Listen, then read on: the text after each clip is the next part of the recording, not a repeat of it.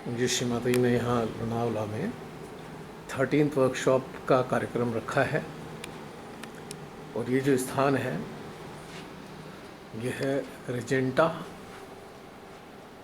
Hotel, जो basically Chintamani hotel है और रिजेंटा की इसमें फ्रेंचाइज है। एक हमारी सहेली बहन है, उन्होंने अरेंजमेंट किया है सारा।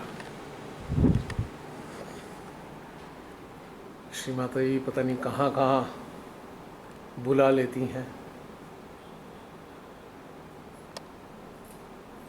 ओहो, संहार करने वाली है क्या यहाँ? किसका संहार होने वाला है?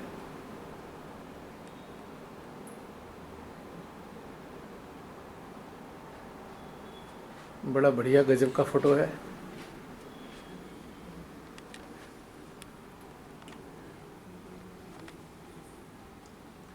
हमारे सभी इवॉल्विंग सोल्स आर देयर।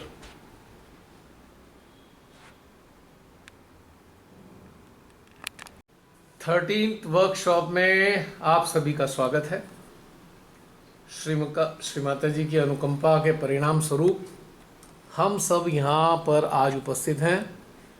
हम नहीं जानते श्रीमाता जी ने यहाँ हम सबको क्यों बुलाया है, पर केवल इतना जानते हैं कि इस स्थान पे भी श्रीमाता जी अपना वो प्रेम फैलाना चाहती हैं और यहाँ कोई ना कोई कार्य कराना चाहती होंगी एनर्जी लेवल पे, जिसलिए कहाँ इतनी दूर से यहाँ तक आए। और आश्चर्य की बात है सब लोग पहुँच भी गए, कहाँ से घूम फिर के हैं। सरनजीत जी आप तो खैर घुमक्कड़ी हो लेकिन बाकी सब काफी दिनों से जो है वो चल रहा था। नहीं रुके हुए थे, तो ये माता जी ने चलवा दिया काम और दूसरा देखिए कि एक घटनाक्रम होता है सूक्ष्म में, वो हम नहीं जानते वो घटनाक्रम क्या है। मतलब हम ये कहते हैं ना हम नहीं जानते, इसका मतलब ये होता है कि हमारा माइंड नहीं जानता, पर हमारा हृदय अवश्य जानता है, निश्चित रूप से जानता है कहीं ना कहीं, तभी तो हम यहाँ हैं।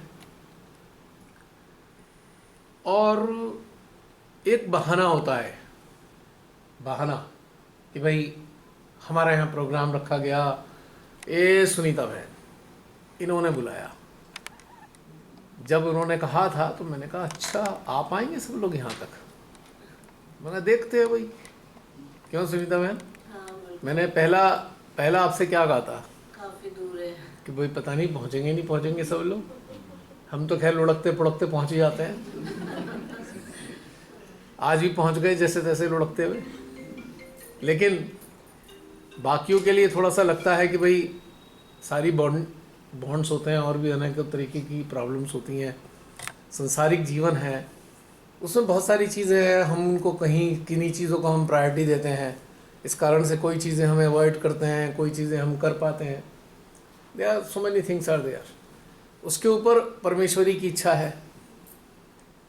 अब अपेरेंटली कहते हैं भाई हमारी प्रायोरिटी क्या है। ओके, हमने प्रायोरिटी डिसाइड कर ली, सडनली एक ऐसा घटनाक्रम बना कि प्रायोरिटी डिसाइड करने के बावजूद ही हम पहुंच नहीं पाए, आ नहीं पाए, क्योंकि कहीं डिवाइन और हमारे बीच में एक रेपो प्रॉपर जनरेट नहीं हो पाई। कुछ है, कुछ और कराना है उन्होंने, या हम कुछ भी कह सकते हैं। तो ये सूक्ष्म चीज़ है और ये समझने की ज़रूरत है। अगर हमें बुलाया गया है तो इसका मतलब यकीनन हम लोग हैं तो सही, लकी तो हैं ही। और जो लोग नहीं आ पाते कोई बात नहीं, वो हम सब जुड़े तो हैं, एनर्जी लेवल पे तो हम सब जुड़े हुए हैं, लेकिन फिर भी फिजिकल प्रेजेंस भी अपना मायने रखती है। क्योंकि आपकी जो बायोलॉजिकल बॉडी है, वो जो एटॉमिक बॉडी है, उसका जो एनर्जी फील्ड है, या तो उस एनर्जी फील्ड से किसी को पोषण मिलना है या उस बायोलॉजिकल यूनिट को पोषण प्राप्त करना है। दो में से एक रीज़न है फिजिकल प्रेजेंस के लिए। अगर ये घटनाक्रम नहीं हो पा रहा है तो इसका मतलब दोनों ही चीज़ें नहीं है संभव, या दोनों ही चीज़ों की स्थिति नहीं है। और एक इसमें बहुत गहरी बात है कि हमारी आंतरिक चेतना में कितनी इंटेंसिटी है इस चीज़ की। वो जो इंटेंसिटी का मीटर है, एक बहुत इंपॉर्टेंट बात बता रहा हूँ, इंटेंसिटी ऑफ विल मैं डिज़ायर की बात ही नहीं कर रहा यहाँ, विल की बात कर रहा हूँ। जो अंदर हमारे किसी भी प्रोग्राम को ज्वाइन करने के लिए इंटेंसिटी ऑफ विल है, वो जो मीटर है ना, वो देखता कौन है? हृदयेश्वरी। कोई आने वाला प्रायोरिटी वाइज वेरी कर रहा है तो फिर वो कहते हैं अच्छा ये नहीं आ पाएगा, रहने दो, इसको छोड़ो। लेकिन किसी के अंदर एक इंटेंस फीलिंग है, नहीं आई हैव टू गो, तो फिर वो सारे रास्ते आसान बना देती हैं। मतलब आप देख रहे हैं, ये बाहर की चीज़ों से कोई लेना देना नहीं इस बात का। बाहर में हम कहेंगे नहीं वो ऐसा हो गया वैसा हो गया, लेकिन कहानी कुछ और हो रही है, घटनाक्रम कुछ और है कि अंदर हमारी इंटेंसिटी जो है वो ही डिसाइड करने वाली है कि हमारा होगा क्या, क्योंकि वो इंटेंसिटी ऑफ विल को रीड कर रही है शक्ति।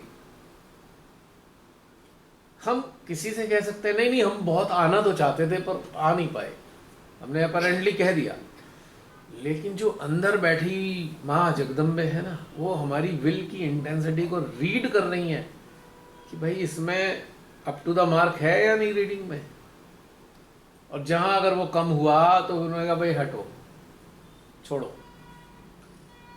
और अपरेंटली उसको लगेगा अच्छा हम इसलिए नहीं आ पाए, ये हो गया वो हो गया। कहानी ये तो थी ही नहीं। और अगर इंटेंसिटी सॉलिड है, आपकी सारी दुनिया की प्रॉब्लम भी आपके पास आ गई, but you will be there, आप वहां होंगे, क्योंकि वो जगदम्बा आपके सारे रास्ते आसान बनाती चली जाएंगी, हर चीज को आसान कर देंगी, स्मूथ कर देंगी। जो ब्लॉकेज हैं वो सारे आपके मेंटली तो ब्लॉकेज हैं, एक्चुअल ब्लॉकेज हैं ही कहां। अगर एक्चुअल में कोई घटनाक्रम भी हो गया, रोड एक्सीडेंट हो गया, फलाना ढिमाका हो गया, उसमें से भी वो रास्ता निकाल देंगे, क्योंकि मैं इससे गुजरा हूं। 2008 प्रोग्राम था इलाहाबाद, वाराणसी में प्रोग्राम था 6-7 दिन का। मैंने शायद पहले भी जिक्र किया हो, मैं इसलिए दोबारा कोट कर रहा हूँ कि एक तरीके से रिव्यू हो जाएगा ये। और मेरा प्रोग्राम फिक्स था, मुझे निकलना था जिस दिन, उससे 2 दिन पहले मिताली को बहुत तेज फीवर, जिस दिन आना था उस दिन 4 फीवर था, उसको 4 से 5 तक फीवर था। उससे पहले मैंने उसकी सारी मेडिसिन वगैरह डॉक्टर के जाके सारे चेकअप वेकअप करवा दिए। अपने मैंने असिस्टेंट से कहा भाई इसकी रिपोर्ट ले आना और रिपोर्ट डॉक्टर को दिखा देना ताकि वो मेडिसिन लिख दे। मुझे निकलना था सुबह, मथुरा में भी प्रोग्राम था एक रियलाइजेशन का, मथुरा में 6 बजे रिलेशन का प्रोग्राम था, मुझे निकलना था सुबह, लेकिन मुझे बज गए 2। मिताली की आंखों में आंसू, पापा मुझे छोड़ के जा रहे हो। मैंने उसको कहा आपके बेटा पापा तो नहीं जा सकते, लेकिन एक श्रीमाता के बच्चे को तो जाना पड़ेगा। बहुत सारे लोग, बहुत सारी कुंडलियां प्रतीक्षा में हैं राइज होने की। और उसको मैंने बोला कि अगर मैं अभी मृत्यु हो जाए मेरी, तब क्या करेगा बच्चे। 1 मिनट में उसने आंसू पोंछ लिए और उसने कहा पापा समझ गया। मैंने कहा चिंता ना कर बेटा, तेरा बुखार तो ठीक हो जाएगा, जैसे पहला प्रोग्राम होगा तेरा बुखार कम हो जाएगा, अगले दिन प्रोग्राम होगा तेरा बुखार 0 हो जाएगा। वही हुआ, 4 घंटे में मथुरा पहुंच गया मेरठ से। कैन यू इमेजिन, तभी एक्सप्रेस वे भी नहीं था। 6:30 बजे प्रोग्राम हुआ जो, और उसके बाद 2-3 घंटे प्रोग्राम चला। 10 बजे फ्री हो गए, मैंने मिताली को फोन किया, बेटा बुखार कैसा है। पापा अब तो 1 हो गया। मगर सुबह वो भी नहीं रहेगा, सुबह प्रोग्राम है इलाहाबाद में। तो इस तरीके से देखिए कि इंटेंसिटी ऑफ विल, कोट मैंने इसलिए किया जो मैंने अपने शब्द बोले थे, इंटेंसिटी ऑफ विल जो है वो आपके सारे रास्ते आसान करा देती है। और एक फादर के लिए 2008 में बच्ची थी 10 साल की, छोड़ के जाना संभव है क्या। 5 बुखार, 4 से 5 बुखार, तप रही थी बिल्कुल। पट्टियां रखी थी मैंने उसके बार बार तलवों पे, पाँवों पे, कि किस तरह बुखार रिड्यूस हो। हाई फीवर, पर मुझे पता था कहानी कुछ और चल रही है, क्योंकि ये अवेयरनेस तो थी ना, कहानी कुछ और है, ये सब चीज़ें तो है नहीं। तो वही हुआ, इलाहाबाद में प्रोग्राम हुआ, उसके बाद फ़ोन किया, कह रही पापा बुखार तो ख़त्म हो गया। मैंने कहा अब तो समझ गया ना बच्चे। वो दिन और आज तक मिताली ने ये नहीं कहा पापा प्रॉब्लम है आप जा रहे हो। तो कहने की मेरा मतलब है कि प्योरिटी ऑफ विल सारे रास्ते आसान बना देती है। अगर प्योरिटी ऑफ विल नहीं है तो रास्ते आसान भी होंगे, उन्हें भी मुश्किल बना देती है। क्योंकि एक्सक्यूजेस कौन देने वाला है? देवी देवता तो एक्सक्यूजेस दे नहीं रहे, माँ आदिशक्ति भी आपको एक्सक्यूजेस नहीं दे रही, आपका माइंड एक्सक्यूजेस दे रहा है। नहीं नहीं वो ऐसा हो जाएगा, वैसा हो जाएगा, वैसा हो जाएगा, ये सारी चीज़ें एक्सक्यूजेस हैं और वो हमें भरमाते हैं, और भरमाने के बाद हमारा वो नुकसान हो जाता है। We were entitled to attend such thing, energy level और बूस्ट होना था, या हमारे माध्यम से किसी क्षेत्र में काम होना था, वो सारा वॉश आउट हो गया, सारी चीज़ खराब हो गई। उसके बाद हम वहीं के वहीं। अब इंटरेस्टिंग बात,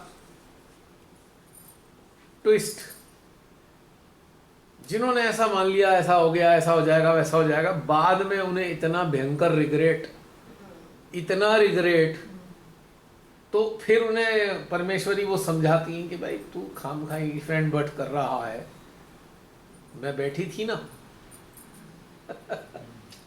ये फ्रेंड बट का क्या मतलब? तो ये बाद में बहुत अंदर रिग्रेट होता है और फिर बहुत परेशानी होती है अंदर। अपने आप से इंसान अपने आप को समा ही नहीं कर पाता। कितनी बार ऐसा होता है, ये बहुत अंदर, जैसे एक सुई चुभ गई ना अंदर, वो गड़ी रह गई, वो निकल ही नहीं पा रही। जैसे बबूल का कांटा अंदर घुस के छूट जाता है स्किन में। आप जा रहे हो कहीं, बबूल रखा हुआ है, पता नहीं चला, अंधेरे में आपके घुस गया, वो निकलता नहीं है, अंदर स्किन में रह जाता है और फिर वो पेन ही पेन देता रहेगा। आप कोशिश भी कर लोगे, थोड़ा निकाल लोगे, लेकिन उसका पॉइजन रह जाएगा। तो ऐसी अंदर ऐसी चुभन होती रहती है, अरे यार क्या ये वो फलाना ढिमाका। तो ऐसी चीज़ों में बहुत सारी, ये सारा घटनाक्रम हमारे अंदर का है। इसमें कुछ भी ऐसा नहीं है कि जब बाहर सारी चीज़ें होती हों। तो हम किसी भी चीज़ को कैसे लेते हैं, हमारी इंटेंसिटी क्या है। अगर आप इस साइड के लिए, इस चीज़ के लिए बिल्कुल कीन है और इंटेंसिटी हाईएस्ट लेवल की है, आपके सारे रास्ते स्मूथ हो जाएंगे एकदम। अब देखो हम जैसे पागल जैसे लोग 1500 किलोमीटर ड्राइव करके यहाँ आए, इतने लंबे रास्ते में कुछ भी हो सकता था, अड़चन आ सकती थी। और मैं तो बड़ा इनसे कहता रहा, मिताली से, मैंने कहा बेटा ये जो ईपी, ये जो एक्सप्रेस वे 4 है ना, इस पे दोबारा कभी नहीं आऊँगा। पेपरों में तो ऐसा दिखाते हैं, अखबारों में, हाँ क्या हमने 12 घंटे में मुंबई पहुंचा देंगे। एक चिड़िया का बच्चा नहीं दिखता एक्सप्रेस वे पे आपको, और घंटों तक कोई नहीं दिखता। आपको लगता है आप रेगिस्तान में अकेले हो। ये एक्सप्रेस वे नहीं है, रेगिस्तान है। गलती से कोई चीज़ दिक्कत हो जाए गाड़ी में तो कोई इधर उधर कुछ दिखाई नहीं देगा आपको। सवाई माधोपुर तक तो फिर भी थोड़ा सा 60-70 किलोमीटर पे वो दिख जाता था, चलो भाई यहाँ पे पेट्रोल डलवा लो, ये कर लो, थोड़ा रिफ्रेशमेंट। उसके बाद तो लापता हो गया सब, एक भी फ्यूल पंप नहीं है उसके बाद यहाँ तक। तो मैं तो सबको सजेस्ट करूँगा, मैंने बोला भी है कि भाई आप पुराने नेशनल हाईवे से आओ, इधर आना है, एक्सप्रेस वे की तरफ झांक के मत देखो। गाड़ी आप चलाना चाहते हो रूटीन में 90-100 पे, 90-100 पे चलेगी ना गाड़ी, तो आपको लगेगा बैलगाड़ी में बैठे हो क्या, चल ही नहीं रही है। तो जैसे फ्लाइट में हम होते हैं ना, जब फ्लाइट 30,000 में पहुंच जाती है और इंटरनेशनल तो 50,000 के करीब होती है, तो आप नीचे झांक के देखते हो, लगते हो प्लेन चल भी रहा है या नहीं चल रहा, खड़ा हुआ है हवा में। तो एक्सप्रेस वे पे आपकी गाड़ी ऐसे लगेगी चल तो रही नहीं है, और पूरी गाड़ी की जान निकली होगी कि 120 की हाईएस्ट स्पीड है। उससे नुकसान क्या हो रहा है कि आपके जो टायर हैं गाड़ी के, बहुत तेज़ी से नुकसान हो रहा है हाई स्पीड पे। अगर आप 90-100 से ऊपर चलाओगे, टायर का एवरेजन बहुत ज़्यादा बढ़ जाएगा, हीट अप हो जाएंगे टायर, फटने की चांस। और एक और ख़तरनाक चीज़ होती है, या तो आपके चारों टायरों में नाइट्रोजन हो, अगर वैसी सिंपल एयर है तो फट सकता है, क्योंकि टायर इन्फ्लेट होने लगता है, चलते चलते भर जाता है। अक्सर आपने सुना होगा टायर फटा, एक्सीडेंट हो गया। क्योंकि ये एक्सप्रेसवे की देन है टायर फटना। कभी आपने सुना पहले कभी टायर फट गया और एक्सीडेंट हो गया? और जो एक्सप्रेसवे बना तो दिए हैं, मैं सच बता रहा हूँ, ये एक्सप्रेसवे आपके और हमारे लिए नहीं है, गारंटी से लिख के दे रहा हूँ। ये हैं बहुत बड़े बड़े कॉरपोरेट के जो बड़े बड़े वो शॉपिंग सेंटर्स हैं ना, उनको फीड करने की एसेंशियल्स के लिए हैं, कॉरपोरेट के लिए बड़े बड़े ट्रॉले आएंगे, उस पर चलेंगे और वो जाएगा।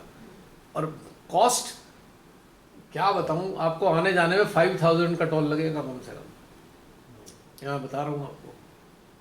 सोचो, अभी पीछे से आ रहे थे, 30 किलोमीटर में 215 रुपये ले लिए इन्होंने। 30 किलोमीटर में कितने रुपए पड़ा टोल? ऐसे सरकार खाल उतार रही है ना पब्लिक की, मतलब इतना जबरदस्त एक्सप्लोटेशन चल रहा है टोल के नाम पे, सोच भी नहीं सकते आप। और गडकरी वहां से खड़े होके कहते हैं नहीं नहीं 60 किलोमीटर से पहले तो है ही नहीं टोल, 30 किलोमीटर पे टोल पड़े।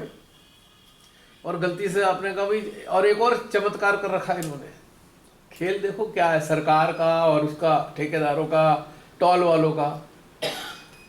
जहां पे टोल है, दूसरे शहर में आप एंटर करोगे, नीचे उतरते ही टोल दोगे। जैसे हाईवे से नीचे उतरे आप एक्सप्रेस से, एक टोल आ गया, वहां पे आप टोल दोगे। तो उन्होंने सड़कें बीच बीच में काट रखी है कि आपको टोल दे के ही जाना पड़ेगा। पहले घुसोगे तो दोगे, फिर दोबारा एक्सप्रेस वे पे आओगे फिर दोगे। बीच के हिस्से में यकीनन टोल नहीं है, पर आपको ऐसे जाके तो टोल 2 बार देना पड़ेगा। गेम देखो क्या चल रहा है, धांधलेबाजी। तो ये मुझे देखने का मौका कहाँ मिलता अगर मैं गाड़ी से नहीं आता? क्यों? अखबारों में तो बड़ी बढ़िया आती है, और चैनल्स पे, सरकारी चैनल भी ऐसे दिखाते हैं, पता नहीं क्या कर दिया होगा। लेकिन गारंटी से बता रहा हूँ, कुछ साल बाद जो मध्य वर्गीय है वो पुअर कैटेगरी में आ जाएगा। मध्य वर्गीय कुछ साल बाद, 2-4 साल बीतेंगे मुश्किल से, अगर यही स्थिति रही। सोच भी नहीं पाएंगे आप जीवन कैसे जिए हम अपना। पता लगेगा यार 1 लाख रुपए इनकम है, पर पैसे जा खा रहे हैं। तो छोटी सी बात थी, एक्सपीरियंस की बात शेयर की मैंने।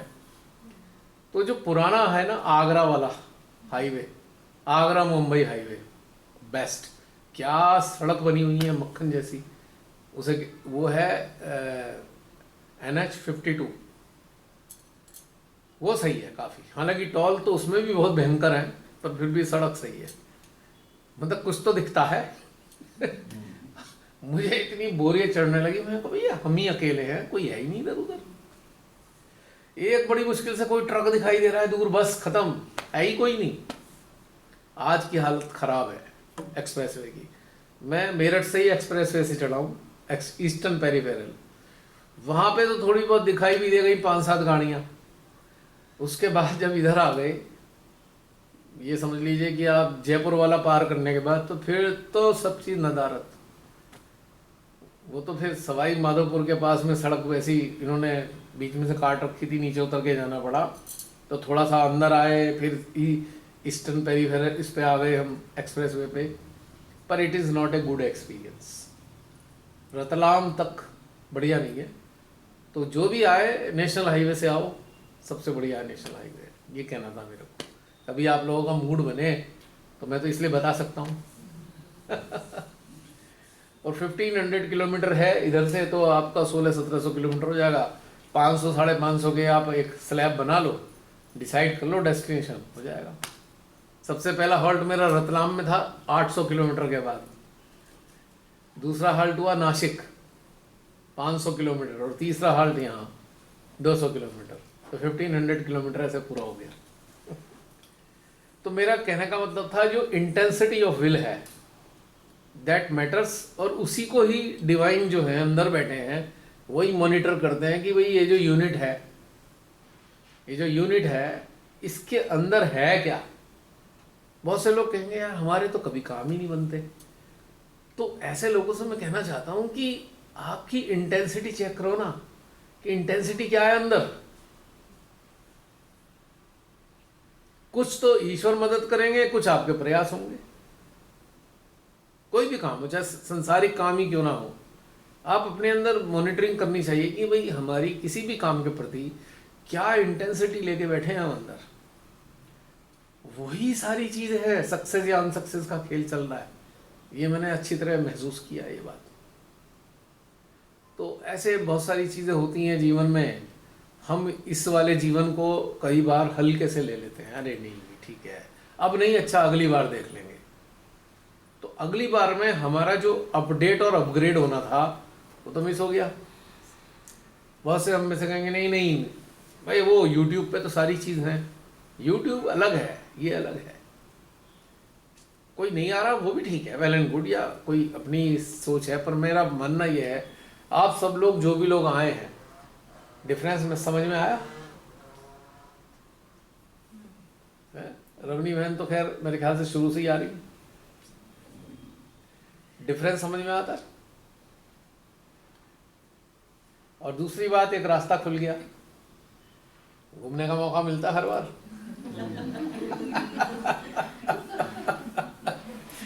आप में से कोई सोच सकता है कि कोई ऐसे दूर आ जाएंगे आप लोग? कोई पॉसिबिलिटी है अपने सांसारिक जीवन में? यही मैं कह रही थी, आज मैं क्या हमने सोचा ही नहीं था कि लोनावला देख पाएंगे, इतनी सुंदर जगह मिस करनी थी। मेरे भी सपने में ही नहीं था कि मैं भी लोनावला वो भी ड्राइव करके आऊंगा, लेकिन आ गए ना आज। और इतना सुंदर, मतलब एंटर करते ही इसकी ब्यूटी मतलब दिल को छू जाती है। आप में से बहुत से लोग तो कल के आए हैं शायद, हैं? चलिए कोई बात नहीं, लेकिन एक बात है, ये 3 दिन भी आपको पता नहीं चलेंगे, ये 3 दिन लापता हो जाएंगे। आपकी माइंड की मेमोरी में घुसने वाले नहीं 3 दिन, ये आपकी कॉन्शियसनेस में और आपके अवेयरनेस का हिस्सा है, ये माइंड का हिस्सा नहीं है। आप खुद ही महसूस करेंगे जब आप वापस जा रहे होंगे, तो आप एक पॉज के अंदर होंगे, you will be in a pause, और बहुत ही जॉयस पॉज होगा वो, उसका माइंड से कोई लेना देना नहीं होगा। माइंड बेचारा एक तरफ खड़ा हुआ होगा, अरे यार इसको तो मैं स्टोर ही नहीं कर सकता, हल्की फुल्की चीज़ें रहेंगी, सारा मटेरियल तो माइंड के पास नहीं जाने वाला है। तो कहने का मेरा मतलब ये है कि जो इंटेंसिटी ऑफ विल है, साधक साधिकाएं पूरे वर्ल्ड के साधक साधिका हैं। बहुत से लोग कुछ कहेंगे जी हमारा ये हो गया, इतने दिन हो गए हमारी ग्रोथ नहीं हो रही, कोई कहेगा जी हमारा ये हो जाता है वो हो जाता है। उन सब के लिए मेरा ये कहना है कि आपकी इंटेंसिटी क्या थी, स्पेशली मेडिटेशन के लिए, सहयोग के लिए इंटेंसिटी क्या लेके आए थे। तो जैसी इंटेंसिटी वैसे ही आपका स्तर। स्तर किसी का कैसे काउंट होगा? इंटेंसिटी जो प्रायोरिटी है आपकी मेडिटेशन के प्रति या अपनी सेल्फ एक्सप्लोरेशन के प्रति, उस पर ही सारी चीज़ काउंट करती है। और उसके लिए सीधी सी बात होती है, जैसी मति वैसी गति। तो श्री माता जी की कृपा से आज यहाँ मौजूद हैं, कितनी सुंदर, देखा क्या वो हिली एरिया में बैठे हैं, यहाँ से पूरे वो दिखाई दे रहा है एरिया। खूब शूटिंग करी है मैंने रास्ते भर, मज़ा आ रहा था मुझे। वैसे एक तो शौक है, एक सारी जगह जहाँ जाता हूँ देखूँ क्या क्या है और जो लोग देख सकते हैं। और एक बात है, इन यूट्यूबर्स भी इतने नालायक हैं, ये सब चीज़ें बताई नहीं यूट्यूबर्स ने, बना रखे हैं भाई मुंबई के दिल्ली से चले हैं, पर ये नहीं बता रहे कि पूरा रास्ता बना ही नहीं है।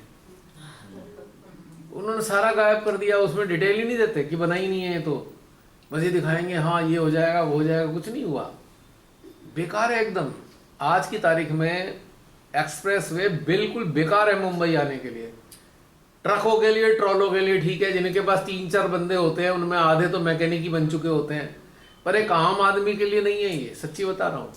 जिसको बस कार चलानी आती है और ज़्यादा पता नहीं है मशीनरी का, they should not come on this root.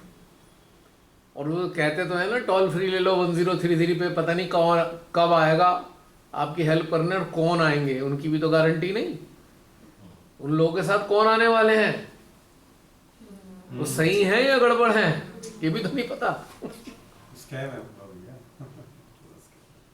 ये कॉरपोरेट के लिए बने हैं, जितने एक्सप्रेसवे हैं आम भारत के आम नागरिकों के लिए एक्सप्रेसवे हैं ही नहीं। सच्चाई बता रहा हूँ मैं आपको। वो बात अलग है, बहुत से लोगों को तो बहुत अच्छा लगेगा जी, बहुत सारा हो गया ये हो गया, पर जैसे मेरा नज़रिया है, मेरे हिसाब से ईस्टर्न ये जो एक्सप्रेसवे हैं, 150 किलोमीटर वाले एक्सप्रेसवे की बात अलग है। इतने लंबे एक्सप्रेसवे हमारा आपके लिए तो नहीं है निश्चित रूप से।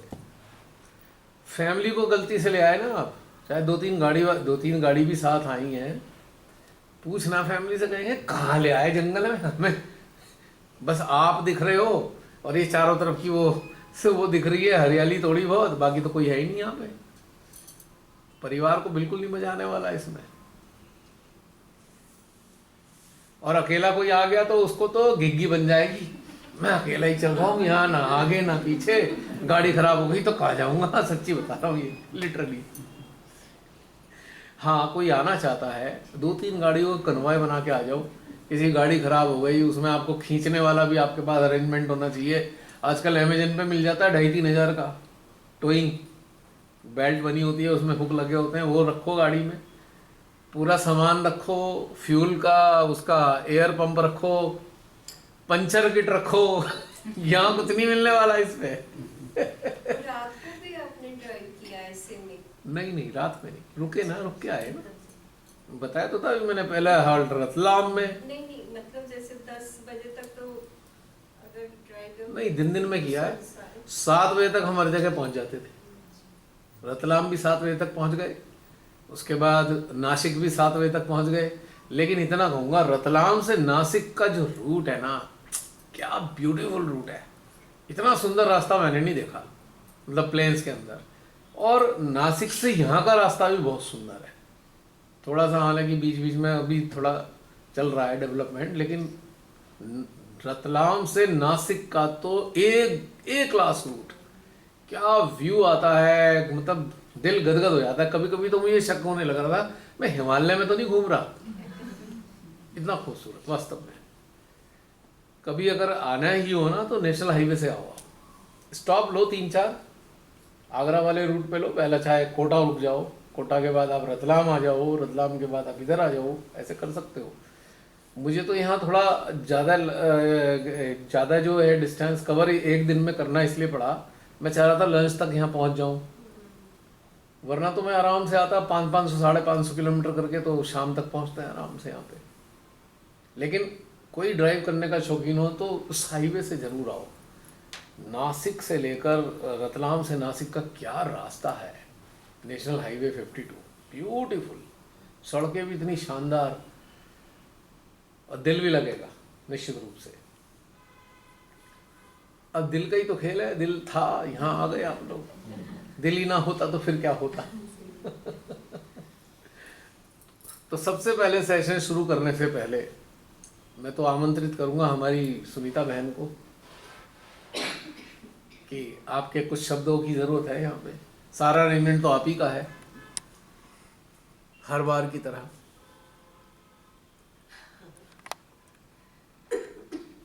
माइक की जरूरत नहीं है ना? आवाज़ तो ठीक है।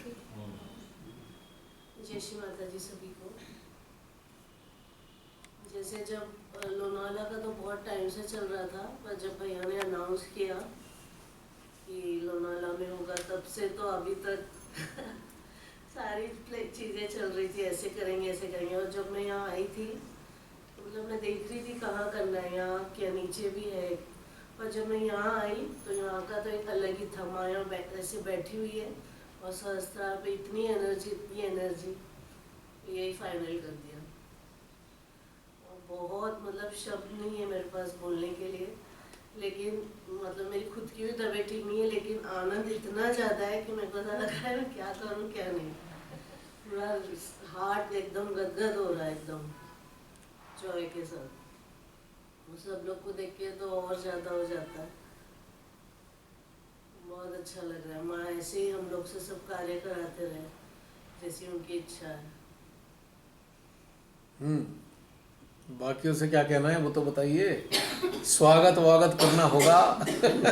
वैसे तो आप सुबह से स्वागत में कल से लगी हुई हैं, पर YouTube वालों के लिए कुछ स्वागत कर दीजिए। यही जो अभी आपने बोला कि जो चांस हमें मिलता है उसको गंवाना नहीं चाहिए। एग्जैक्टली। क्योंकि हमारे लिए इतना इम्पोर्टेंट है, लाइफ में ऐसी कोई चीज़ इम्पोर्टेंट नहीं है इसके अलावा।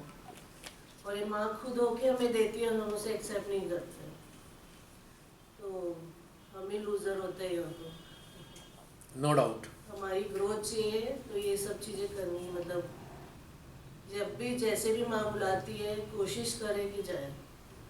बहुत अनसर्टेनिटी हो तो बात अलग है, लेकिन दूर है पास है वो सब चीज़ें भूल के हमें बस एक इच्छा एक विल रखनी चाहिए कि नहीं जाना है। वो सब आए और जो नहीं आए उनके लिए भी बहुत बहुत प्यार। वो तो अंडरस्टूड है ना, प्यार तो कम ना होगा, आने जाने से क्या लेना देना।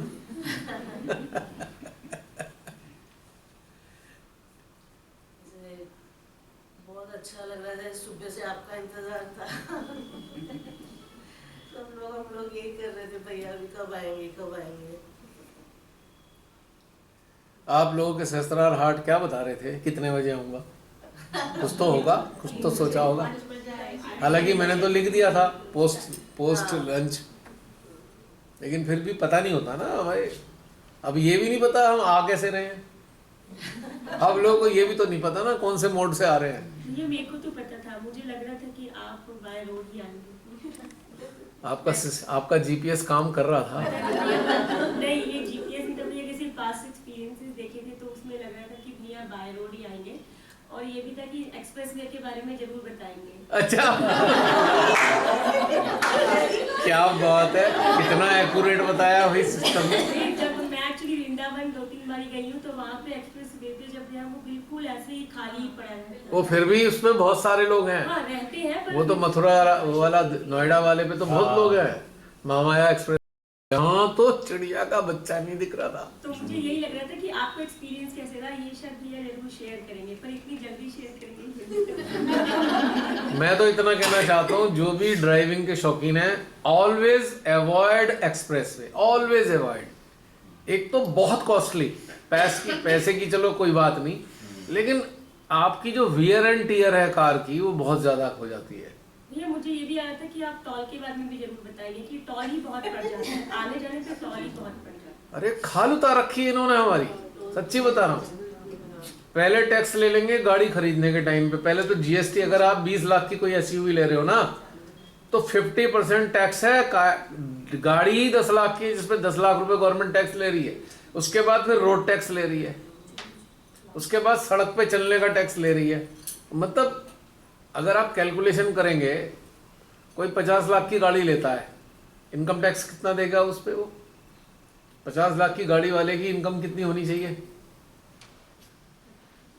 पहले तो इनकम टैक्स दे के आ रहा है ना वो, उसके बाद गाड़ी पे जीएसटी दे रहा है, उसके बाद वो इंश्योरेंस का और उसका दे रहा है रोड टैक्स भी कितना ज्यादा है। एसयू 20 लाख की एसयू पे कम से कम 3 लाख रुपए का रोड टैक्स है।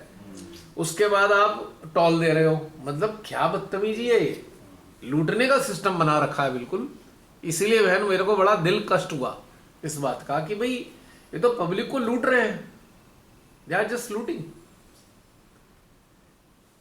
और दूसरी बात यह है कि क्यों ले रहे हो टोल? आप सारी योजना होती है, आपका बजट होता है, सड़कें बनानी है, तो टोल लेने का क्या मतलब हुआ? हमें याद है पहले जब टोल होते थे वो केवल ब्रिज के होते थे। कोई ब्रिज बनाए उसकी टाइम होती है 6 महीने का टोल लगेगा, 1 साल का। अब तो ये जहां टोल लगा देते हैं उसे बंद ही नहीं करते। करोड़ों अरबों खरबों रुपए लूट रहे हैं और हमारे लिए है नहीं एक्सप्रेसवे। तो मेरा तो ये कहना है, डोंट यूज एक्सप्रेसवे, बिल्कुल भी यूज मत करो। उनको कमर्शियल वाले अपना करते रहे, उनकी हेडेक है ये, पर पब्लिक के लिए तो ठीक है ही नहीं। हाँ बहन, और बता रहे थे आप? भैया ये तो लग रहा था कि ये आप बताएंगे क्योंकि आप भी सफर रहे होंगे ना। हाँ, जब उस रूट पे निकले थे तो यही लग रहा था, बहुत ही आइसोलेटेड था। बस एक आधी जगह पे कहीं पे दिखाई दिया था कि कॉल कर लीजिएगा, एक कोई टावर सा लगा था। अब मुझे लगा ये भी नहीं चला, वो सिस्टम भी बड़ा कॉम्प्लिकेटेड लग रहा था कि अगर वो भी नहीं चला, किसी को यूज करना नहीं आया, तो यहाँ पे जाएंगे कहाँ पे? मेरठ दिल्ली एक्सप्रेसवे मुश्किल से 50 किलोमीटर का है, उसमें कई बार लूट हो चुकी है। रात को तो बहुत बार लूट हो जाती है, जो किसी गाड़ी खराब हुई खड़ा हुआ है लूट लेते हैं वहाँ पे लोग। कितने बार किस्से हो चुके हैं और बहुत एक्सीडेंट होते हैं उस रूट पे। तो ये चीज़ ठीक नहीं है। और एक्सप्रेसवे 50-60 किलोमीटर के तो ठीक है, जहाँ आपका 2-3 घंटे भी 4 घंटे हैं तो डोंट गो। आपको इतनी प्रॉब्लम हो सकती है सड़क पे, अगर कुछ हो गया ना, गाड़ी में कोई भी दिक्कत आ गई, कोई मान लो बीमारी हो गया, आप उसे मेडिकल सपोर्ट कैसे लोगे? और ये मुंबई वाले एक्सप्रेसवे पे तो आपको कोई मिलने का ही नहीं है। पता लगा खुदा ना खास्ता किसी को हार्ट अटैक आ गया वो तो आप पहुंचा ही नहीं पाएंगे उसे हॉस्पिटल पे। इतना दूर कहाँ ले जाओगे आप एक्सप्रेस वे से उठा के? इनके पास तो कोई इंफ्रास्ट्रक्चर है नहीं। ऐसे एक्सप्रेस वे अगर होते हैं तो बहुत बढ़िया इंफ्रास्ट्रक्चर चाहिए, एटलीस्ट हर 20-25 किलोमीटर पे कुछ ना कुछ अरेंजमेंट होना चाहिए। यहाँ तो कुछ है ही नहीं। ये तो चलो अभी मौसम ऐसा था, अगर हो भयंकर गर्मी तो क्या होगा? गाड़ी खराब हो गई, कहाँ जाओगे? कहीं शेड तक नहीं है। गंभीर मामला है बहुत। नेशनल हाईवे हमारे जो इतनी पहले की जितनी भी सरकारें रहीं, उन्होंने एक्सप्रेसवे बनाए क्यों नहीं? कुछ तो सोचा होगा पब्लिक का भला। नेशनल हाईवे पे अच्छे पैसे लगा लो, क्या दिक्कत है? एक्सप्रेसवे बनाने की जरूरत क्या है? जितना इन्होंने कर्जा लेके विदेश से इस एक्सप्रेसवे में पैसे खर्च कर दिए हैं ना, कर्जा लेना ही नहीं पड़ता। यही नेशनल हाईवे बहुत अच्छे हो जाते। और उसपे हैक चिन्ह चलने वाले कम्प्यूटर्स ही नहीं है उसपे। एक्सप्रेस वे पे सवाई माधोपुरम तक भी गाड़ी क्रॉस करके ओवरटेक करके नहीं गई कोई भी। आप सोच लीजिए कितना कम्यूटिंग कितनी कम है। ये तो वैसे ही कहीं खाम खाई पब्लिक के पैसे लूटो, उसके बाद उनको परेशान करो, और क्या है। तो बहन कुछ और बता रहे थे आप? गला अभी तो ठीक चल रहा था। हाँ तो पहले से ही चल रहा है गला खराब? हाँ थोड़ी पहले से ही चल। पहले स्ट्रॉन्ग थी तो पहुंच गई है, नहीं तो जितना बोलना तबीयत था पहले से ही खराब थी। अच्छा, वायरल वगैरह हो रहा है? वायरल हाँ। ओ। एनीवे इतनी अच्छी घटनाक्रम हुआ, आप सब लोग इकट्ठे हुए हैं यहाँ पे। कुछ तो परमेश्वरी कराएंगी यहाँ पे। कहने को तो हम लोग ऐसी बातचीत करते हैं, है ना, लेकिन एक्चुअल में घटनाक्रम तो कुछ और हो रहा है। एनर्जी सेंट्रलाइज हो रही है किन लोगों की? जो अब सहस्त्रार हार्ट से कनेक्टेड रहने लगे हैं। जब ऐसी स्थिति में हम लोग रहने लगते हैं तो डिवाइन पावर्स हमारा इस्तेमाल करती हैं, रेक्टिफिकेशन प्रोसेस चालू होता है। एक बात मैं बताना और चाहता हूँ, बहुत से सहजी ऐसा सोचते हैं, अरे हम यहाँ नहीं आए तो क्या, वो रिलाइजेशन देने तो गए हैं। इसका मुकाबला रिलाइजेशन से तो कर ही नहीं सकते आप। ये इवॉल्व होने के लिए है प्रोग्राम, इवॉल्व होने के लिए। रिलाइजेशन का तो बहुत अलग चीज है, बिल्कुल अलग चीज है रिलाइजेशन की। आप अगर इवॉल्व नहीं हो तो जिनको रिलाइजेशन दे के आ रहे हो उनको क्या देने वाले हो? क्या दोगे? बहुत से लोग इस चीज को समझते हैं। पहले जमाने में relation was very very important. क्यों? उस वक्त श्री माता जी का साक्षात अस्तित्व रहा जब तक, तब तक रिलेशन की जरूरत थी। मास लेवल पर रिलेशन की आवश्यकता थी, क्योंकि आदि शक्ति धरती पर थी। उसके जरिए लोगों को वहां तक लाना था, आदि शक्ति कांटेक्ट में लाना था, राइट। अब जब उनका साकार स्वरूप का कार्य पूरा हुआ, तो मैंने शब्द इस्तेमाल किया, साकार स्वरूप का कार्य पूरा हुआ। वो कार्य था क्या? रियलाइजेशन का, राइट। इसके बाद क्या होना था? अब नेक्स्ट स्टेज क्या चलनी थी? ये थी जो रियलाइज्ड हो गए अब उन्हें इवॉल्व होना था। इवॉल्व हुए बगैर कैसे सही होगा कोई भी चीज? कैसे सही होगी? बहुत से लोग इसको मान लेते हैं पर रियलाइजेशन ही चाहिए। रियलाइजेशन ठीक है, अगर आपको देना है, कहीं देने जाते हैं आप, इट्स ओके। पर क्या आप इस अपॉर्चुनिटी को उससे आप तोल सकते हो? कभी कभी नहीं तोल सकते, क्योंकि आप ही तो हो जिसके जरिए मां आदि शक्ति की शक्तियां वर्कआउट होंगी। आप ही तो हो। पहले साक्षात स्वरूप में श्री माता जी थी, अब आप लोग हो। समझने की बात है ये, क्योंकि उन्हें एक बायोलॉजिकल यूनिट चाहिए। कैसे? इंसान की जो मन रहित हो,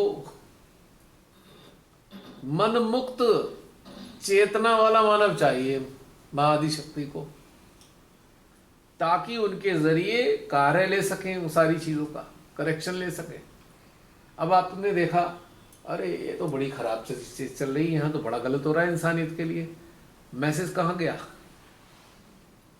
डिवाइन पावर।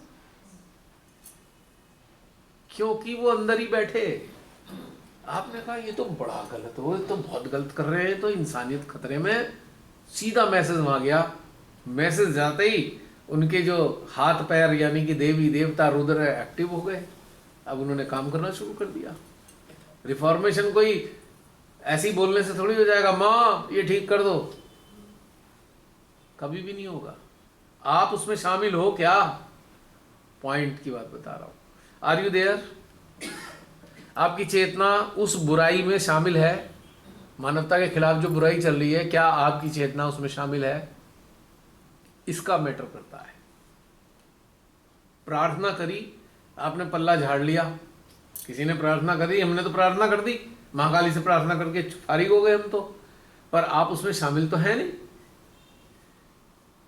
आप हर समय शामिल हैं, आप ही के जरिए सारा काम हो रहा है, क्योंकि स्टीयरिंग तो आपके पास है ना। अभी देवी देवताओं को क्या पता कहां पे ठीक करना है, उन्हें तो इस दुनियादारी से कोई लेना देना है नहीं। मानवता से लेना देना आपको है, हमें है।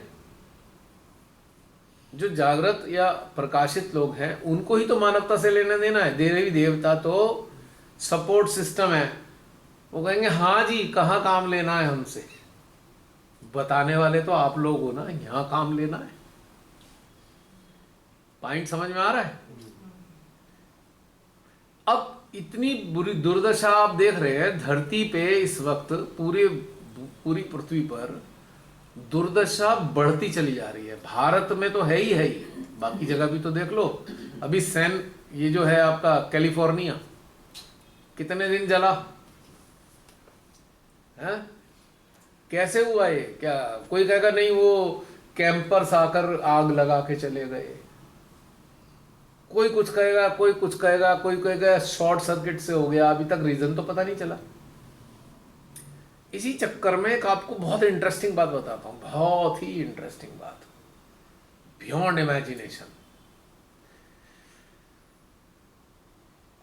2-3 बर्ड ऐसी हैं, बर्ड खतरनाक बर्ड है वो।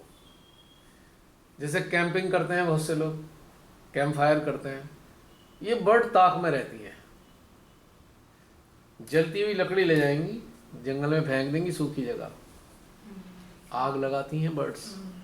मैं तो पहली बार देख के हैरान रह गया, उसकी पूरी शूट कर रखी थी उसने। जलती हुई लकड़ी उठाई, बर्ड ले गई, उसे वहां के डाल दी सूखी जगह।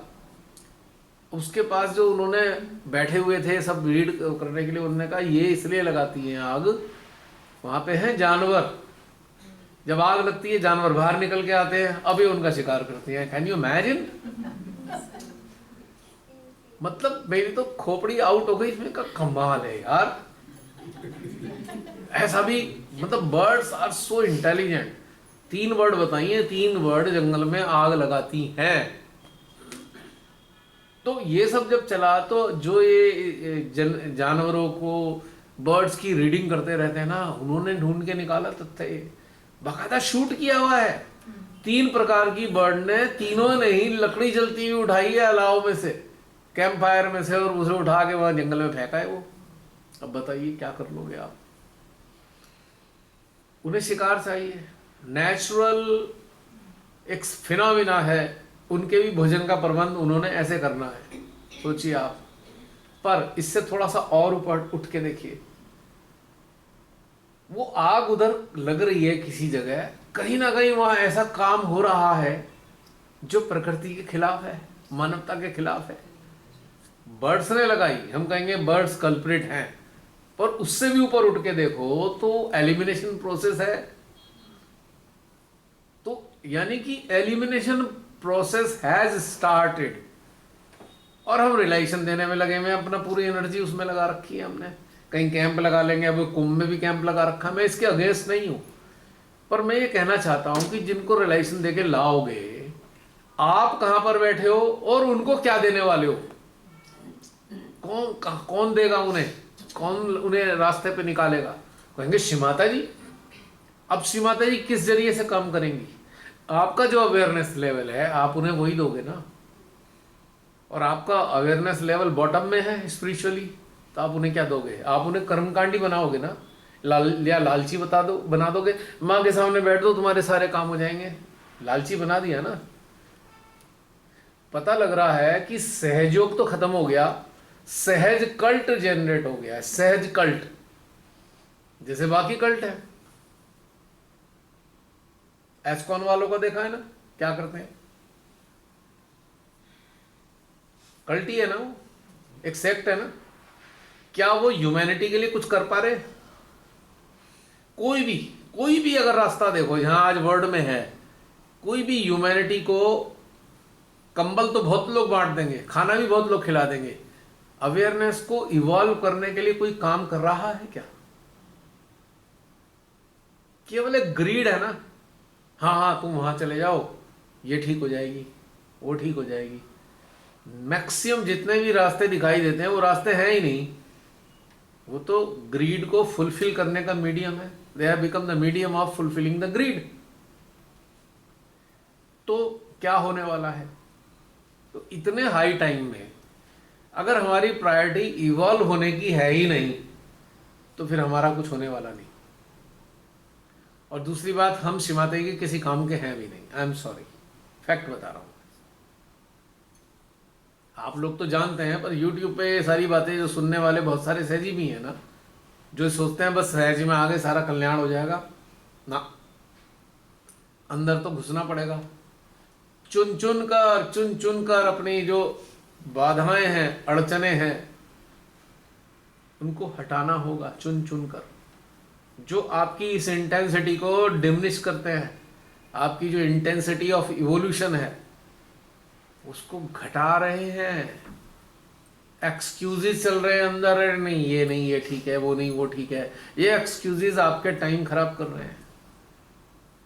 You are not getting anything. सारे एक्सक्यूजेस से आपको कुछ मिल तो रहा नहीं है, केवल हम खुद को ही बेवकूफ बना रहे हैं लिटरली सारे एक्सक्यूज देकर। फैक्ट है। तो ये इंपॉर्टेंट चीज इसीलिए है क्योंकि इस धरती पर जन्म लेने के उद्देश्य केवल एक है, इवॉल्व होना, बस। और क्यों? एक साधारण सी बात है उसके पीछे। भगवान ने, परमात्मा ने, मां आदि शक्ति ने मानव को सर्वश्रेष्ठ प्राणी बनाया, द बेस्ट क्रीचर। और उसके साथ इतने सारे देवी देवताओं को, ग्रह नक्षत्रों को, 5 एलिमेंट को सपोर्ट सिस्टम में डाला है। सपोर्ट सिस्टम में, सपोर्ट करने के लिए केवल। किस चीज के लिए? कि भाई ये जो है ना, ये मेरे जैसे हैं। भगवान, गॉड, परमात्मा, आदि शक्ति, मां का भाव क्या है जो मुझे समझ में आता है, ये मनुष्य मेरे जैसे हैं। मेडिटेशन का रोल क्या है? यही बात समझाने का रोल है कि हम भी भगवान जैसे ही हैं, या भगवान ने हमें बनाया ये समझाने के लिए तुम तो मेरे जैसे हो। अब मेरे जैसे होने का मतलब ये थोड़ी है कि मेरे पास सारी शक्तियां ऐसा कर दूंगा। मैं प्रेम का स्रोत हूं, मेरे से प्रेम बहता है। ये मेरे जैसे हैं तो इनके अंदर भी प्रेम बहे, इनके अंदर भी कंपैशन हो। मैं शैतानी शक्तियों को बर्दाश्त नहीं करता, इनके अंदर भी भाव आना चाहिए। कोई शैतानी शक्ति को बर्दाश्त ना करे, कोई राक्षसी प्रवृत्ति को बर्दाश्त ना करें। ये चित्र संहारक का सर्वनाश करना है ऐसे शक्तियों का जो मानवता के विरोध में है, और जो मैंने बड़े प्रेम से रचना बनाई उसको डिस्ट्रॉय करना चाहते हैं, जो मैं उनका संहार करता हूं। शक्तियां मेरी काम करेंगी इनके जरिए, पर भाव इनके पैदा होंगे संहार के, क्योंकि ये मेरे जैसे हैं। मैं पालनहार हूं, इनके अंदर भी वो भाव पनपेंगे जो अच्छे लोग हैं उनकी देखभाल हो, इनके जरिए मैं उनकी भी देखभाल करूंगा, पालनहार का काम भी मैं करूंगा, संहारक भी मैं ही हूं, क्रिएट भी मैं ही करूंगा। मैं क्रिएट करता हूं, इनके जरिए मैं प्रकाशित लोगों को तैयार करूंगा। हो गए ना? तो हम उसी भाव से बनाए गए हैं। मेडिटेशन केवल आपको यही समझाने के लिए है, बस मेडिटेशन का कोई रोल नहीं है, मात्र इतना सा रोल है इस तथ्य को समझाने के लिए। और ये कब समझ में आता है? जब हम अपने खुद से जुड़ते हैं, अपने अंदर घुसते हैं, क्यों आए, क्यों बनाए गए, क्या पर्पस है, क्या खाना पीना सोने के लिए पर्पस है, धन इकट्ठा करने के लिए पर्पस है, नौकरी व्यापार व्यवसाय करने के लिए है? नहीं, समझ में आया, इसके लिए हम बनाए नहीं गए। तो ध्यान यही समझाता है कि आप लोग इस चीज़ के लिए बनाए ही नहीं गए हो, और आप केवल उसके समरूप हो, रचनाकार के। जो प्रॉपर्टीज उसकी हैं वही आपकी है। अब फिर चिंतन चलेगा, अंदर उतरेंगे, देखेंगे क्या हमारे अंदर वो प्रॉपर्टी है, क्या हम प्रेम बहाते हैं, क्या हम मानवता का अहित करने वालों के प्रति नाराज होते हैं, क्रोधित होते हैं। हमने किसी की गर्दन तो काटनी नहीं है तलवार उठा के, इतना ही काफी है। ये दुष्ट है, बस अंदर हृदयेश्वरी बैठी हैं, चालू हो जाएंगी उनकी शक्तियां। ये जगदम्बा काली जागेंगी, शुभ निशुम को मर्दनी मारने वाली जाग जाएंगी, अंदर व्यवस्था करा देंगी, वैसे ही व्यवस्था हो जाएंगी। बस एक शुद्ध विल होनी चाहिए कि ये नष्ट हो जाए, ये मानवता का शत्रु है। प्रोसेस उसी दिन चालू हो जाएगा। लेकिन कब? जब हम मन रहित अवस्था में रहने लगे, हमारे अंदर उस चीज के प्रति कोई बायस फीलिंग ना हो, हमारे अंदर ये लालच ना हो हमें फायदा हो जाए इसलिए मर जाए, हमारे अंदर ये हो मानवता की रक्षा करने के लिए। तो ये इतना इंपॉर्टेंट घटनाक्रम है। तो अब बताइए, पर्पस तो ये है कि हमें ये समझ में आ जाए हम उनके अंश हैं और हम उन जैसे हैं, बस इतना है। अब यहां सेल्फ रिलेशन को देख लो और इसको इस बात से तोल लो। नो डाउट जिनके सेल्फ रिलेशन होना है या हो रहा है उनको आना तो यही है ना, लेकिन ये यहां आएंगे कब? जब आप उन्हें बता पाओगे सब। श्री माता जी कहेंगे बहुत से, नहीं श्री माता जी ने सब बता दिया, माना, बताया उन्होंने, अपनाया क्या? अपनाया श्री माता जी ने जो बताया? क्या उस स्थिति में अंदर उतरे? श्री माता जी ने कब से कहा खुद को जानना होगा, क्या जानने की तरफ चले? तो ये जो सहयोग बाहर से दिखाई देता है, जो एक्सटर्नल सहयोग है, क्या उनको फॉलो करने वाले लोग इस बात की तरफ चलते हैं? नहीं चलते ना। साक्षात श्री माता जी का एक कार्यकाल रहा, तब तक ये सारी चीजें चलती रही। आज क्या? आज कहां से करोगे वो चीजें? वहां तो आदिशक्ति के सामने ले जाके बैठा देते थे, रिलेशन देने वाले बैठ जाओ, मां से मांग लो, मां ने दे दिया, अब भी दे देंगी। उसके बाद क्या? What is next? तो कहेंगे नहीं, फूड सोकिंग करो, ये सब करो। उसके बाद क्या? उसके बाद क्या? फूड सोकिंग भी कर ली, है ना, जो सब करते थे, मंत्र भी ले लिए। उसके बाद क्या? What is next? उसके बाद का कौन बताएगा? पॉइंट की बात यह है। तो मेरा उन सभी लोगों से निवेदन है जो आत्म साक्षात्कार के कार्यक्रमों में ही लगे रहते हैं, ये वाले प्रश्न हैं, उनका उत्तर अपने अंदर ढूंढ लीजिए तो समझ में आ जाएगा मैं क्या कहना चाहता हूं। ये इंपॉर्टेंट बात समझने की जरूरत है। तो जो यूट्यूब पर ये बात सोचते हैं कि भाई आपने साक्षात्कार देना तो चाहिए, पर उसके बाद क्या, आपके लिए भी और जो आए हैं रिलेशन लेके उनके लिए भी क्या। चलो भजन भी खूब गा लिए, हवन पूजा भी बहुत कर ली, फिर उसके बाद क्या?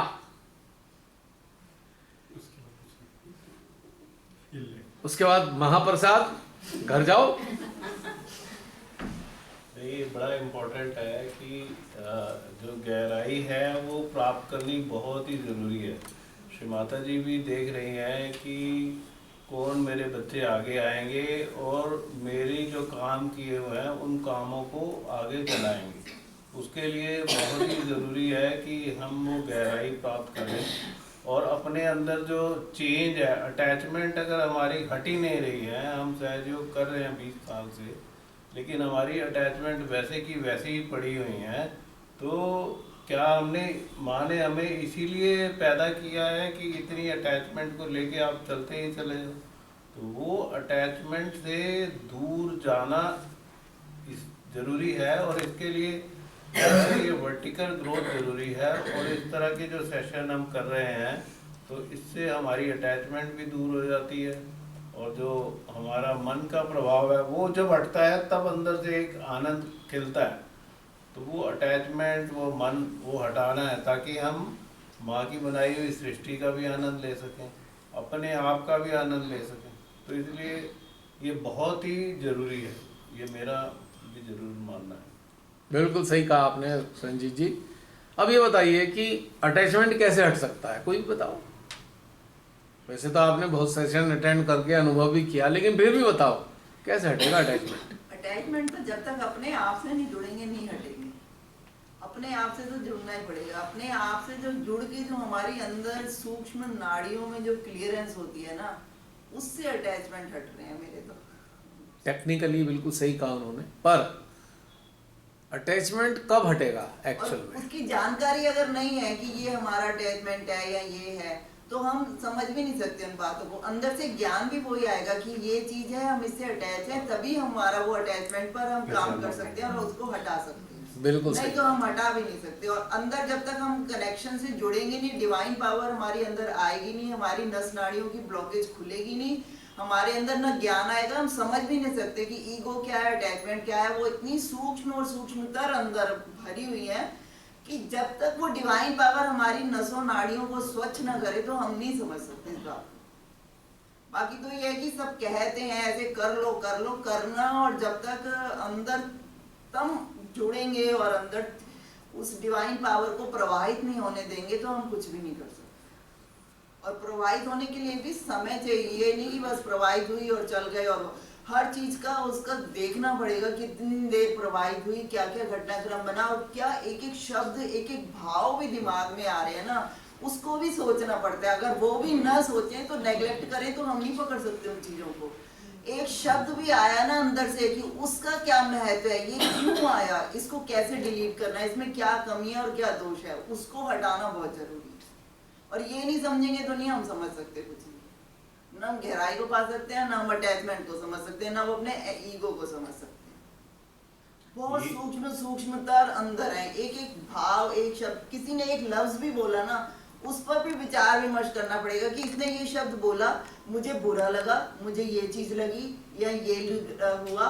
उसको भी जब तक हम समझेंगे नहीं और उसको सरेंडर नहीं करेंगे एक एक चीज को समझ के, तो हम अंदर से क्लियर नहीं हो सकते। हम किस चीज को पा नहीं सकते, जुड़ नहीं सकते, समझ नहीं सकते, और ना हम किसी को समझा सकते। बहुत सही बात बताई। हमारी बहन का 19 से लेकर 25 तक का सफर है ये सफर बोल रहा है, ना किताब बोल रही, ना सुनी सुनाई बातें बोल रही। इसी की तो आवश्यकता है, जो गुजर के आए हैं उन्हीं के अनुभव की तो आवश्यकता है। और ये मंच जो है उन अनुभवों को रखने का ही तो है। आपको ऐसा मंच कहाँ मिलने वाला है? आप सहयोग के पूरे वर्ल्ड में किसी भी स्थान पे चले जाओ, भीतर के अनुभवों का कोई मंच हो तो मुझे बता दो। इससे ज्यादा मिलेगा नहीं आपको। ठंडे वाइब्रेशन आ रहे, गर्म आ रहे हैं, क्लियरिंग हो गई, बाधा लग गई, निगेटिविटी आ गई, इसके अलावा कोई मिलेगा आपको मंच पे? अभी भी मुझे यही सब बताया, ये करो, तुम्हारे घर का सब कुछ ठीक हो जाएगा। मैंने कहा इस सारी बातों से तो मैं पीछे हट रही हूँ। बातों की आपने सारी बातें फिर मुझसे दोबारा यही कहलवा दी। अब मैं तो नहीं ये सब कर पाऊंगी। और एक ऐसा घटनाक्रम बना, उसको मेरे जीवन से हटा दिया। जिसने मुझे इतनी सारी बातें लाद के दे दी, ऐसे ऐसे करना, ऐसे ऐसे करना, ऐसे ऐसे करना। मैं कही तो सारी बातें वही हो गई। अब मैं कहा श्री माता जी ये सब तो मुझसे नहीं होगा, अब आपने फिर मुझे उसी में फंसवा रहे हो। इतनी मुश्किल से निकली। फिर उन्होंने ऐसा घटनाक्रम बनाया, वो हट गया मेरे जी। हट गया। अब एक शब्द है, गहराई चाहिए। गहराई गहराई गहराई, हम एक जनरल बात कहते हैं, गहराई चाहिए। हमें कुआं खोदना होता है। हमने पुराने जमाने में देखा, राजा महाराजा कुएं खुदवाते थे। कितने गहराई खुदवाते थे? जहां पे मीठा पानी मिल जाए। मीठा पानी आया, कुआं खुदना बंद, ऐसा होता था। तो कुएं खोदने में होता क्या था? खोदना शुरू करा, मट्टी हटा रहे हैं, और 1 फीट खुदा, फिर और खोदा, फिर मिट्टी हटाई, फिर धीरे धीरे गहराई बढ़ती जा रही थी। बस खुदाई करनी है, मट्टी की लेयर है, बस खुदाई करनी है, वहीं गहराई मिलेगी। अंदर की लेयर पे लेयर पड़ी हुई है ना, इतनी सारी मट्टी की परतें। कितने जन्म लिए, कितनी बार पैदा हुए, कितनी बार मरे, कितनी बार जीकर इकट्ठा किया हमने बहुत कुछ, वो सब एक लेयर बन गई मट्टी की। अब खुदाई करने चले तो लेयर पे लेयर हट रही हैं, जबरदस्त हट रही है। और अंततः पानी शुरू हो गया। मीठा